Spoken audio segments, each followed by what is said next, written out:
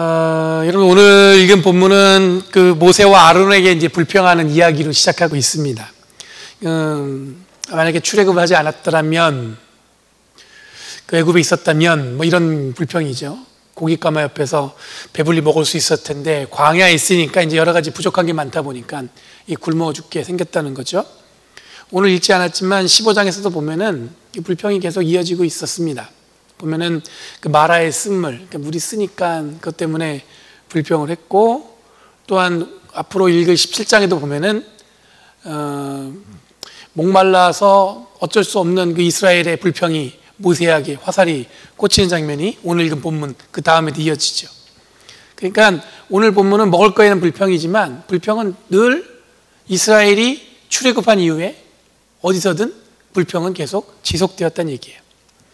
이런 상황에서 하나님이 오늘 말씀에서 보면은 만나와 메추라기를 하늘에서 비가 내린 것처럼 마련해 주시는데, 이 지속적인 불평에서 하나님이 이런 은혜로운 이스라엘을 달래려는 이유는 뭐냐면 12절 말씀에 이렇게 얘기했어요. 나 주가 바로 너희들의 하나님이다. 계속 불평을 얘기하는 이스라엘한테 하나님이 원하시는 건 뭐냐면, 그들이 원하는 걸 채워주시면서 하신 얘기가 뭐냐면 나 주가 바로 너희들의 하나님이다. 출애굽 때부터 하나님은 끊임없이 아브라함의 하나님, 야곱의 하나님의 바로 지금 노예로부터 해방시킨 분, 광야에서 함께 하시는 분임을 계속해서 이야기하시는데, 이스라엘은 끊임없이 불평을 늘어놓고 있습니다. 하나님이 함께 하심이 아마 그들의 삶에서 그리 큰 능력으로 다가오지 않는 것처럼 보여져요. 여러분, 성경은 우리들에게 하나님이 가까이 임재하셨던 순간에도 불평과 불만족으로 아우성치는 이 이스라엘의 민낯을 보여주고 있습니다. 이 출애굽을 기록한 성서 기자가 웬만하면 조금 늘 이스라엘이 기왕이면 잘 써줄 것 같은데 굉장히 솔직하게 이스라엘이 잘 못한 것을 기록하고 있어요. 그 얘기는 뭐냐면 결국 하나님이 끊임없이 내가 바로 너의 하나님이다 라는 은혜를 주셨음에도 불구하고 이스라엘은 늘 불평했다는 것을 보여주고 있어요. 이 얘기는 한편으로 보면 우리의 삶에서 늘 불평은 떠나지 않는다는 얘기겠죠. 요나서 3장 10절, 4장 11절 말씀을 보면 요나가 하나님께 불평하는 장면이 등장하고 있습니다. 출애굽에서는 이스라엘이 모세와 아론에게 불평했다고 얘기하고 있지만 요나는 직접 하나님께 불평하는 거예요. 하나님한테 굉장히 따지듯이 묻습니다. 그 이유는 뭐냐면 4장 2절 말씀에 뭐라고 나오냐면 요나서 4장 2절에 하나님은 은혜로우시며 자비로우시며 좀처럼 노하지 않으시며 사랑이 한없는 분이셔서 내리시던 재앙마저도 거두실 것임을 요나가 잘 알고 있었기 때문이에요. 뭐냐면 이 요나의 불평은 뭐냐면 하나님이 너무 자비로우시던 것 때문에 지금 불평하고 있는 거예요. 그럼 요나가 못마땅한 이유는 하나님은 자비로우시고 사랑이 크신 분이라 니느웨를 용서하실 것이라는 것을 알았기 때문에 불평을 늘어놓고 있는 거예요. 니느웨라는 수도는 아수르의 수도예요. 아수르는 북왕국을 멸망시킨 북쪽의 왕국이었습니다. 바벨론이 그 아수르를 멸망시키기 전까지 어떻게 보면은 그 제국을 호령했던 나라였습니다. 근데 어떻게 보면 유대인들에게는 원수가 같은 그 아수르의 수도가 멸망할 것을 막기 위해서 하나님이 요나를 불러서 그쪽으로 예언자로 파송을 하시는 거예요. 그런데 그게 요나 입장에서는 마음에 안 드는 겁니다. 여러분, 출애굽한 이스라엘의 불평은 출애굽을 안 했더라면 목마르지 않고 고깃가마를 끼고 배불리 먹을 수 있을 것이라는 생각을 하면서 불평하고 있습니다. 지극히 굉장히 원초적인 이유죠. 자기들이 노예로 비참하게 살고 있는 것, 그 어려움보다도 당장의 목마름과 배고픔을 이겨내고 싶은 마음에 지금 자기들은 이 출애굽시켜 주신 능력의 주님이 하나님이시고 하나님의 은혜로 노예가 아닌 약속의 땅을 소유할 수 있는 하나님의 사람이 된다는 사실이 그렇게 가깝게 와닿지 않았던 것 같습니다. 왜냐하면 이 당장은 광야를 떠돌고 있지 약속의 땅에 들어간 게 아니기 때문에 그게 크게 와닿지 않은 거죠. 여러분, 요나의 불평은 출애굽 당시 이스라엘과는 다릅니다. 요나는 분명히 하나님이 누구인지 알고 있어요. 그분이 바로 하나님이시다.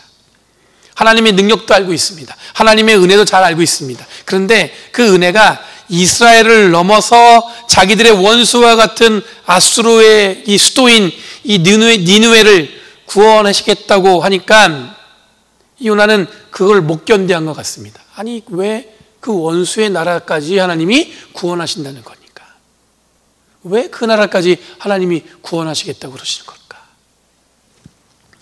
우리들이 요나 이야기는 그냥 물고기 뱃속에 있다가 3일 있다가 여러분들 그게 물고기 뱃속에 나왔다는 거, 그 정도로만 요나 이야기를 얘기하는데, 여러분들 요나는 하나님의 구원의 사역에 못마땅해서 멀리 도망갔던 사람이었습니다. 그런데 그럼에도 불구하고 요나를 다시 불러서 이스라엘이 생각하지 못했던 이 니느웨를 하나님이 구원하신다는 것이 이 요나서의 이야기의 주제예요.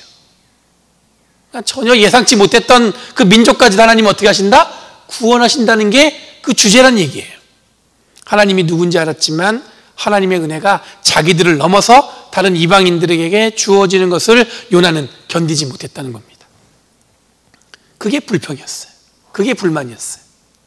마태복음 20장 1절 16절 말씀에 보면은 이 포도원 품꾼에 대한 비유가 등장해요. 포도원 주인이 하루 품삯을 한 데나리온으로 계약을 하고 일꾼을 씁니다. 그런데 아침에 일찍 일하기 위해서 온 일꾼이나 12시에 오후 3시에 온 일꾼이나 오후 5시에 온 일꾼이나 이 받는 품삯이 뭐예요? 한 데나리온이에요. 똑같아요. 이 불만이 없겠어요? 불만이 있었겠죠. 일찍부터 일한 일꾼들이 포도원 주인에게 항의합니다. 아니 어떻게 우리는 아침 일찍부터 일했는데 늦게 온 사람하고 똑같이 품삯을 줄 수 있냐는 거죠. 당연한 불평이에요. 맞는 얘기겠죠. 그런데 주인이 뭐라고 응대하냐면은 일꾼을 똑같이 대하는 것이 뭐예요? 내 주인의 뜻이라는 거예요. 그러니까 주인의 뜻은 뭐냐면 일꾼에게 한 데나리온을 주기로 했다는 거예요. 그러니까 그걸로 자기의 뜻이지 당신들이 상관할 바 아니라는 겁니다. 여러분 함께 살펴본 본문의 내용은 이 다른 이야기지만 그 이야기의 끝은 하나로 향하고 있습니다. 이스라엘은 불평을 불안하면서 출발하고 있어요. 노예였지만 그 살던 곳이 뭐예요? 익숙했던 곳이에요. 근데 광야에서 지내려고 하니까 이 불편한 게 한두 가지가 아니었겠죠. 이 불편함이 출애굽한 이스라엘의 어떤 삶을 움켜쥐고 있었던 것 같습니다. 이 움켜짐이 하나님이 누구인지에 대한 관심은 없고 하나님의 능력의 위대하심도 관심이 없는 것 같습니다. 오직 풍족하게 마시고 편안하게 먹을 수 있는 것이 출애굽한 이스라엘의 삶을 움켜쥐고 있는, 이것만 해결되면 다 되는 것처럼 이 불평하고 있는 거예요. 정작 자기들이 지금 어떻게 애굽에서 어떤 취급을 받았는지 보다도 지금 뭐냐면 지금 광야에서 생활하니까 뭐예요? 불편한 게 자기의 삶을 자꾸 움켜쥐고 있는 거예요. 그러니까 뭐가 생각나는 거예요? 이 불편함을 못 느꼈었던 노예로 있었던 그때가 자꾸 생각나는 거죠. 요나는 하나님의 은혜를 잘 알지만 자기 마음에 드는 사람들하고만 이 은혜를 나누고 싶은 거예요. 하나님에 대해서 요나는 잘 알았습니다. 요나서 4장 2절 말씀은 한번 여러분들 화면을 보시면서 읽어볼게요. 그는 주님께 기도하며 아뢰었다. 주님, 내가 고국에 있을 때 이렇게 될 것이라고 이미 말씀드리지 않았습니까? 내가 서둘러 스페인으로 달아날 것도 바로 이것 때문입니다. 하나님은 은혜로우시며 자비로우시며 좀처럼 노하지 않으시며 사랑이 한없는 분이셔서 내리시던 재앙마저 거두실 것임을 내가 알고 있었기 때문입니다. 요나는 잘 알았어요. 하나님은 그런 분이라는 것을. 요나의 마음은 이런 것 같습니다. 하나님은 너무 마음이 좋으셔서 이 관심을 갖지 않아도 되는 사람들까지 너무 크게 관심을 갖는 것 같습니다. 하나님 그거 오지랖이에요. 그러지 마시고 그냥 내버려 두세요. 이런 말과 똑같은 거예요. 하나님이 크신 사랑으로 세상을 만들으셨는데 요나는 자기 마음과 자기 이해 속에서 하나님의 사역을 어떻게 해요? 가두고 있습니다. 하나님의 사랑은 큰데, 자기가 상상하는 것보다 더 크신데, 더 능력도 위대하신데 요나는 자기 생각에 하나님을 가둬놓고 있는 거예요. 여기까지만 하시지 왜 그 너머까지 하시려는 건지. 여러분 오늘날도 그런 것 같습니다. 선택받은 민족, 선민의식. 여러분 유대인들은 스스로 이 선민의식에 우쭐해합니다. 어쩌면 저도 우쭐할 것 같아요. 제가 그 입장이면. 근데 여러분들 그런 우쭐함이 인생의 전부인 것처럼 사는 분들이 있어요. 그럴 때는 그 우쭐함이 어떤 생각이 드냐면 이 차별하는 마음으로 가득 찬 굉장히 거만해 보이죠. 세상에서 가장 여러분 인종차별에 익숙한 사람이 누구냐면 유대인이라는 얘기가 있어요. 그래서 제가 예전에 한번 얘기했던 것 같은데 저를 같이 했던 선생님이 그 이스라엘에서 유학을 하셨는데 너무 그들의 거만함 때문에 그 스트레스가 만만치 않다는 거예요. 선택받았다는 것 때문에. 이런 유대인들에게만 국한된 게 아니죠. 역사의 기록에 보면 이 강대국 그리고 그 강대국의 국민들이 갖는 우쭐함은 대단합니다. 그렇죠? 서구 사회와 동양의 관계도 그렇습니다. 예전에 남부에 하버드라고 하는 SMU라고 있어요. 서던 메서디스트 유니버시티라고 해서 감리교 학교입니다. 굉장히 유명한 학교고 좋은 학교예요. 그 학교에 그 신학교가 있는데 연합갑 감리교회 그 옥덴이라는 조직신학자가 있었어요. 굉장히 유명한 조직신학자 교수였어요. 근데 그분이 어떤 생각이 있었냐면 동양인은 절대로 서구의 사상을 이해할 수 없기 때문에 자기는 동양인 제자를 받지 않는다는 거예요. 절대로. 여러분 이런 식의 우월감이 요나에게만 있었던 게 아닙니다. 사람들이 살아가는 삶 속에 그런 모양들이 크게 자리하고 있죠. 그런데 하나님의 은혜는 이런 우월감과 함께하지 않는다는 것입니다. 하나님의 은혜는 공평하게 누구에게나 함께 하신다는 겁니다. 그걸 알면서도 애써서 하나님의 은혜가 그들에게 미치지 않기를 바라는 마음으로 가진 자들이 있다는 거예요. 요나와 같은 사람들이. 여러분 아무리 지나치게 강조해도 지나치지 않는 것이 뭐냐면 하나님의 은혜는 누구에게나 허락되어 있습니다라는 말이에요.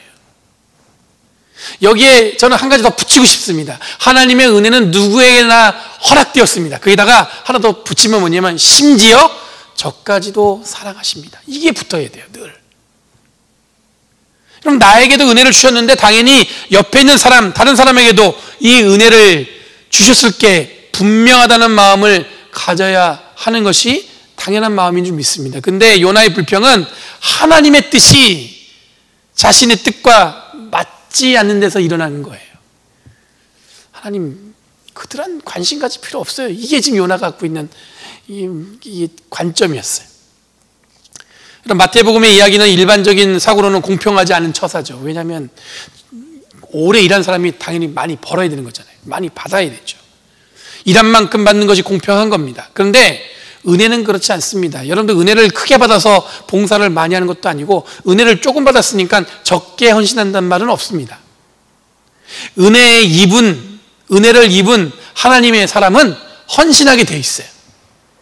그거 하나만 있는 거예요. 은혜를 뭐 많이 받든 적게 받든. 여러분 은혜를 많이 받고 적게 받고 그 양으로 우리가 어떻게 구별하겠어요? 여러분 은혜를 받은 사람은 하나님 앞에 헌신하는 거예요. 그거밖에 없어요. 그런데 여기에 비교가 들어가면 어렵습니다. 손해보처럼 느껴져요. 아니 저 사람은 나보다 더 헌신하지 않은 것 같은데 더 하나님 크신 은혜를 준 것 같아. 우리들이 헌신하고 사역하는 것이 여러분들 은혜에 감사한 것이 아니라 내가 하는 일을 통해서 더 인정받고 싶은 욕구에서 출발하면 여러분 다른 사람과 나를 비교하죠. 나는 이렇게 열심히 하는데 저 사람은 나보다 열심히 안 하는 것 같은데. 여러분 은혜는 하나님과 1대1의 관계입니다. 물론 교회 전체에 하나님이 은혜를 주시기도 하지만 은혜를 통해 삶을 하나님께 드리는 것은 1대1의 관계지 비교와 경쟁으로 완성되는 게 아니에요. 그럼 다른 사람 볼 거 없어요. 하나님과 내가 어떻게 은혜의 관계를 형성하느냐. 여러분 그게 중요한 거지 다른 사람이 어떻게 하느냐 이건 중요한 게 아니라는 겁니다.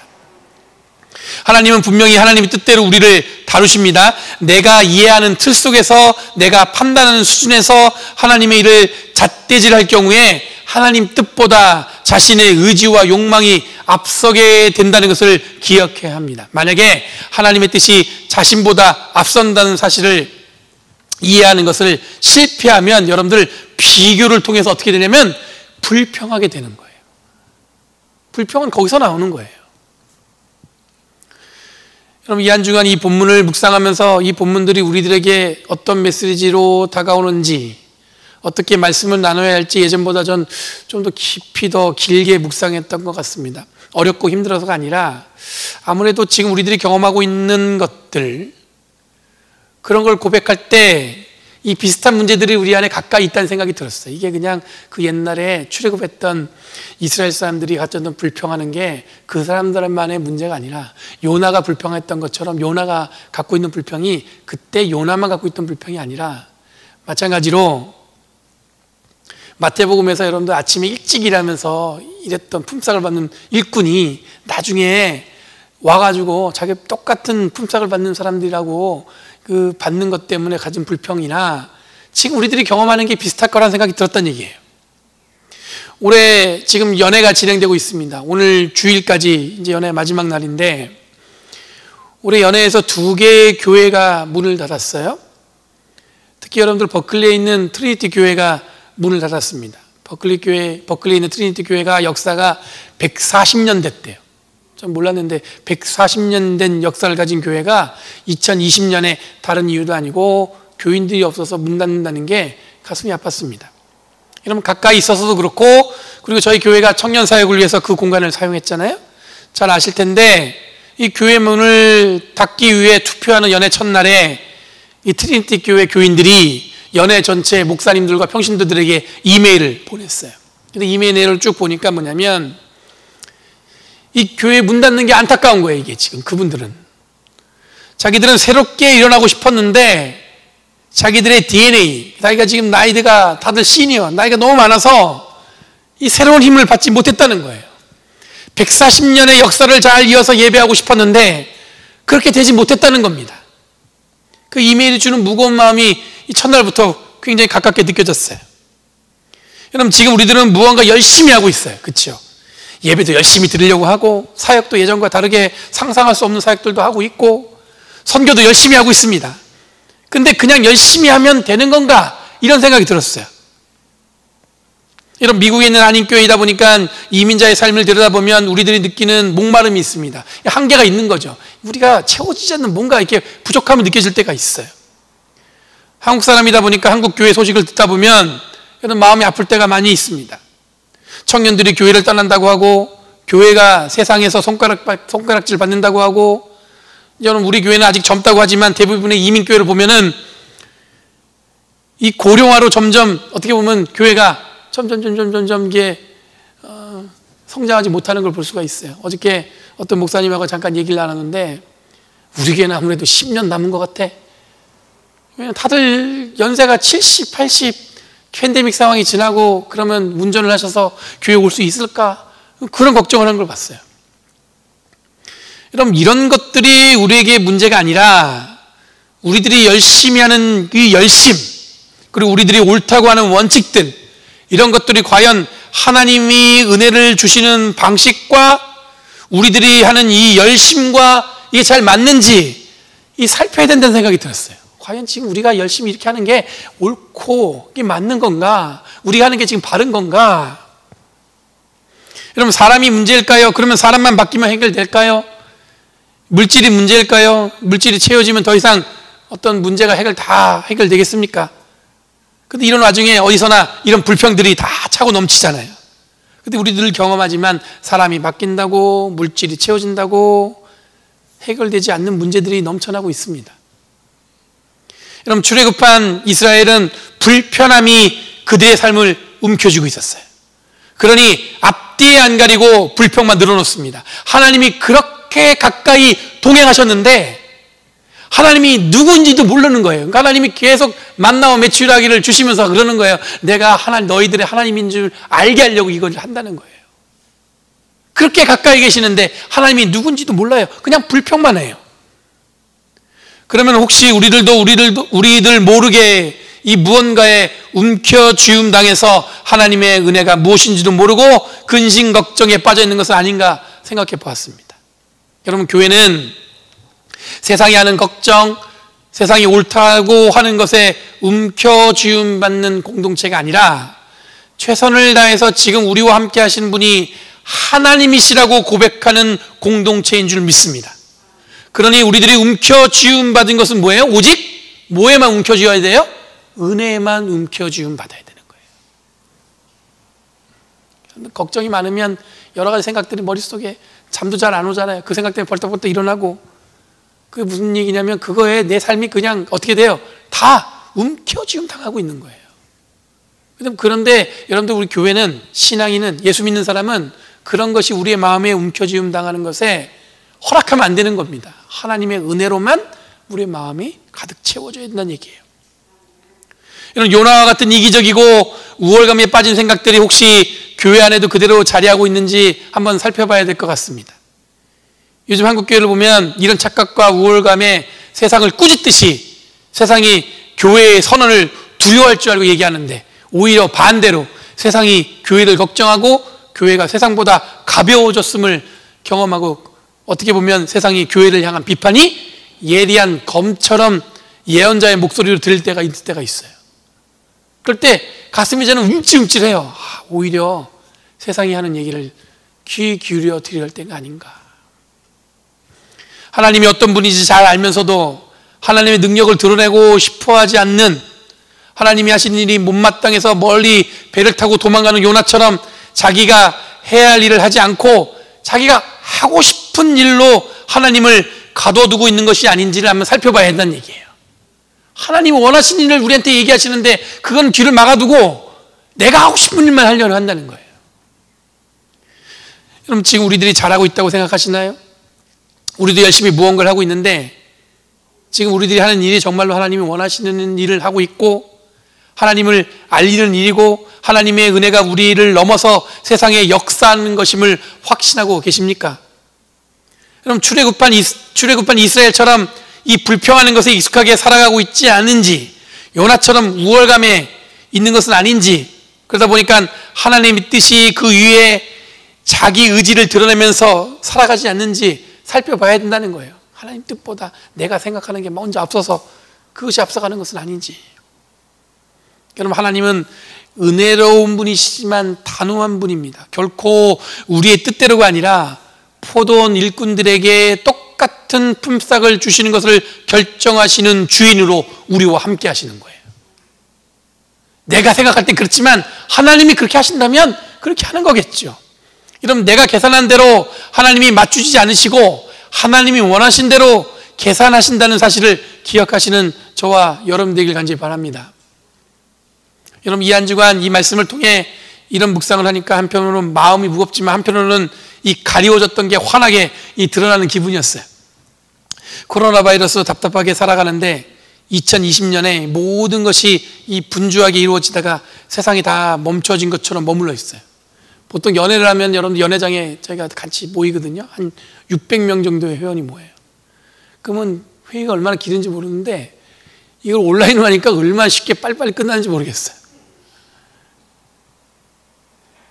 그러면 한편으로는 무슨 생각이 들었냐면, 이건 또 좋은 점이 있네, 또 이런 생각이 들더라고요.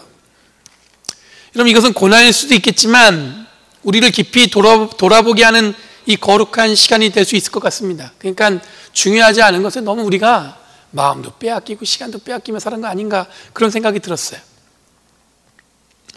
여러분, 몇 교회가 문을 닫으면서 여전히 교회를 다시 세우기 위한 개척 계획도 연회에서 소개되어졌습니다. 그것으로 위안 삼기에는 우리들에게 펼쳐지는 현상은 이 긍정적이지만은 않죠. 제가 지금 살고 있는 사택은 아까 말씀드린 이번에 문 닫은 트리니티 교회의 사택이었습니다.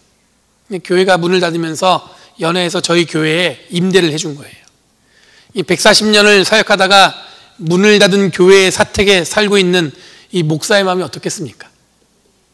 하나님이 이 문 닫는 교회에서는 역사하지 않으셨을까? 그런 생각이 들었어요. 시간이 되시면 한번 트리니티 교회를 한번 둘러보세요. 웅장한 성전에, 소예배실에, 오피스 빌딩에 지금 막 임대를 주었지만 기숙사에 넓은 주차장까지, 예전에 이 교회가 얼마나 부흥했었는지를 짐작할 수 있습니다. 정말 교회 본당 안에 들어가 봤더니 1000명은 좋게 들어갈 수 있는 성전이 있더라고요. 근데 그 성전을 20년 동안 사용하지 않았대요. 그렇게 크게 부흥했던 교회가 문을 닫고 그 문 닫는 교회의 사택에 살고 있는 저는 그 140년의 빛을 고스란히 제 마음에 떠하는 것 같은 느낌이에요. 내가 이걸 다 짊어지는 거 아닌가? 여전히 하나님이 함께 하시지만 그것보다도 자신들의 불편함을 불평했던 이스라엘, 하나님을 잘 알고 있지만 알고 있는 대로 살지 않고 자기 마음에 맞게 하나님이 해주시기를 기대했던 교만했던 요나, 품삯을 약속받고도 다른 사람과 비교하면서 적게 준다고 주인에게 불평을 늘어놓는 포도원 일꾼들, 이들의 모습이 저의 삶에 오버랩되면서 그들이 바로 나라는 사실을 깨닫게 됐어요. 나도 이런 거 아닌가 지금. 사랑하는 열린교회 성도 여러분, 제가 빚진 마음을 전 여러분들과 함께 나누기를 원합니다. 제가 혼자 힘들어서 감당할 수 없어서 함께 하자는 게 아니에요. 여러분, 우리들이 하나님이 주시는 사명은 140년을 이어온 교회가 문 닫는 그 과정 속에서 겪어온 여러 가지 풍파와 어려움과 기쁨과 감사들을 충분히 함께 우리가 나누고 소화하고 싶어서 그런 거예요. 그러면 여러분 환하게 드러날 것 같습니다. 무엇이 교회를 힘들게 했고, 무엇이 교회를 기쁘게 했고, 무엇이 교회를 부흥하게 했고, 무엇이 교회를 문 닫게 했는지는 우리는 알 수 있을 것 같아요. 어쩌면 우리들은 그 답을 잘 알고 있을지 모르겠습니다. 우리들이 그것을 알고 실천하기에는 주저하거나 나와 상관없다는 생각에 머뭇하고 있는지도 모르겠어요. 이거 뭐 누가 하시겠지. 목사님 알아서 잘 하시겠지. 아이고 장로님 알아서 하시겠지. 여러분, 교회가 어렵고 예수 믿는 것이 힘들고 청년들이 교회 오기 쉽지 않은 시대라는 말로 여러분들을 제가 불안하게 만들고 싶어서 말씀드린 게 아니에요. 그러니까 여러분, 우리가 열심히 해가지고 교회를 다시 한번 새롭게 부흥 더 그런 얘기 하려는 게 아니에요. 하나님의 은혜를 우리 안에서 할 수 있는 것을 우리의 의지로 제한하지 말고 하나님이 원하시는 일을 제한 없이 함께 사역하는 것이 우리들에게 주어진 사명이라고 생각이 듭니다. 그럼 그렇게 큰 교회가 갑자기 여러분들 문을 닫았다는 이유는 다른 거 아니에요. 하나님이 원하시는 사역보다 자기들이 원하는 것을 하려다 보니까 생긴 문제예요. 그러니까 귀도 닫고 눈도 닫고 정말 중요한 게 무엇인지를 모르고, 그러니까 속된 말로 여러분들 무엇이 중요한데 중요한 건 잊어버리고 중요하지 않은 것에 움켜쥐움 당해서 결국에는 어떻게 되는 거예요? 하나님이 주시는 은혜의 능력을 잃어버렸을 때 그런 일이 벌어지지 않았을까, 그런 생각이 듭니다. 기억하시기 바랍니다. 우리들이 굉장히 특별한 이유는 우리가 선택받아서가 아니라 하나님이 어떤 분인지 잘 알고 그 은혜를 경험했기 때문입니다. 이 은혜를 나누기 위해서 더욱 헌신하시는, 그리고 우리들에게 주어진 책임을 든든히 지고 이 땅을 살아가는 저와 여러분 되기를 간절히 바랍니다. 주님은 변함없이 우리와 함께 하시고 내가 바로 너희들의 하나님이다 이렇게 말씀하고 계세요. 하나님을 아신다면, 하나님이 어떤 분이 아신다면 내가 원하는 대로 사는 것이 아니라 하나님의 뜻대로 살아가기 원하는 마음으로 헌신하시는 저와 여러분 되기 원합니다. 하나님은 단호하세요. 똑같이 우리에게 은혜를 주셨어요. 기도하겠습니다. 하나님, 오늘도 변함없이 함께 하신 주님의 이름을 높여드리기를 원합니다. 오늘도 변함없이 우리와 함께 하셔서 우리의 간절함을 받아 주시옵소서. 세상은 복잡하게 돌아가고 있는 가운데서도 내가 너희들의 하나님이다 말씀하시는 그 음성을 듣고 하나님이 분명히 우리와 함께 하시는 분임을 고백하는 저희들 되게 하여 주시옵소서. 그런 가운데 하나님, 내가 원하는 것에 목말라하지 않고 하나님이 원하신 것이 무엇인지를 깊이 살펴보며 하나님의 뜻을 쫓아며 살아가는 저희를 되도록 이끌어 주시옵소서. 감사드리며 예수님의 이름으로 기도하옵나이다. 아멘.